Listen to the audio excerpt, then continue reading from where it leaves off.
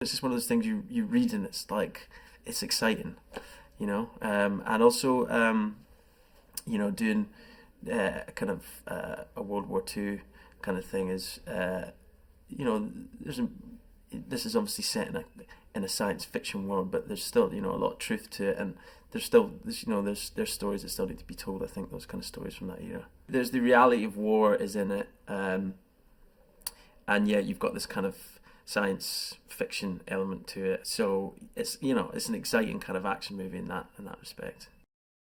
Chase is a war correspondent. He's a photographer, and he's probably out of the group the one that's kind of that's maybe not that anyone of that time was like completely war ready, but he's probably the least of them that is. He's probably the least feels like he's cut out for it. And he's probably the misfit or the runt of the group. And his weapon's his camera. He's there to tell that story and stuff. He'll obviously have gone through basic training and things like that, but he's not really there to fight the war. In his respect, he's there to fight the war by documenting it.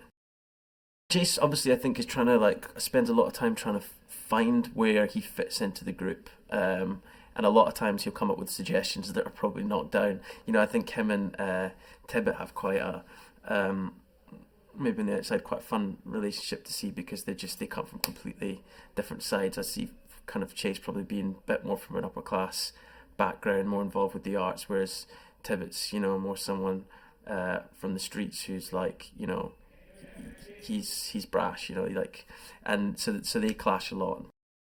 That was invaluable. That was and probably one of the best times I've had on the production.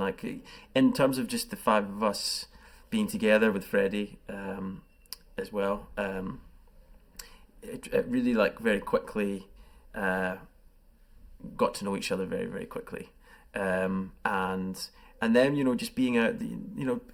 In terms of being out, we would go for night patrols, midnight, in the middle of this forest where there was no one for miles, and we're walking through this, and it's all about. And Freddie, who was there, who's the military consultant, was all about things being very real, of course, and you just get a sense of what that must have, a very small sense, but what that must have been like to be out, and every single twig cracking or animal or bird or whatever is going about in the forest. You just wouldn't know. It just must have been the scariest thing you can imagine. But yeah, we did that. We fired off a ton of World War II weapons. We kind of they showed us things to do, how if you were in the midst of a minefield, how to kind of check for mines. And we would go on these kind of long walks, all with you've got a lot of gear on and stuff like that in those times, and yeah, you have to be pretty fit. It's a pretty grueling kind of just going out and doing the marches and stuff like that.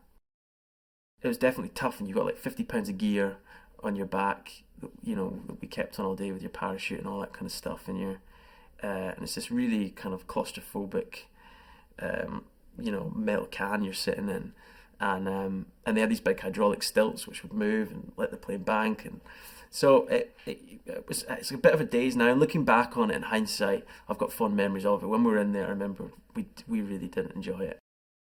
This whole set is a huge maze they built over a whole studio with all these different little rooms. I don't even know if they'll use all of it, but the attention to detail is just incredible. And when we went down to the French Village, me and Wyatt and stuff were walking, and John were walking about talking and just being just little things down to the little moss, or they planted 1,000 or more of these, sunflowers that were decaying in this field, and the attention to detail it was like being in the middle of a painting. I think he's a fan of movies like this from having talked to him. He obviously gets, he's serious when he needs to be, but he gets, he can be excited on set about certain things which can be infectious. When he's very specific about the action. He knows about that kind of stuff, about weapons and all that kind of stuff. And the way big set pieces should look, you can tell he's got a very good eye for that kind of stuff. So you feel very comfortable being in his hands with that. I think there'll be a lot of action. There'll also be a kind of emotional story running through it. I think there'll hopefully be characters that you can learn to love or hate, and it'd be exciting. Now, everyone who has seen Raiders of the Lost Ark will tell you that the best scene in the film is when Indiana Jones is confronted by a skilled swordsman during a chase scene. Instead of picking up a sword and dueling with him as the script said he should, Harrison Ford improvised by pulling out his pistol and shooting the swordsman instead. It was all thanks to a bout of food poisoning that left Ford too sleep-deprived and sluggish to do another big action scene.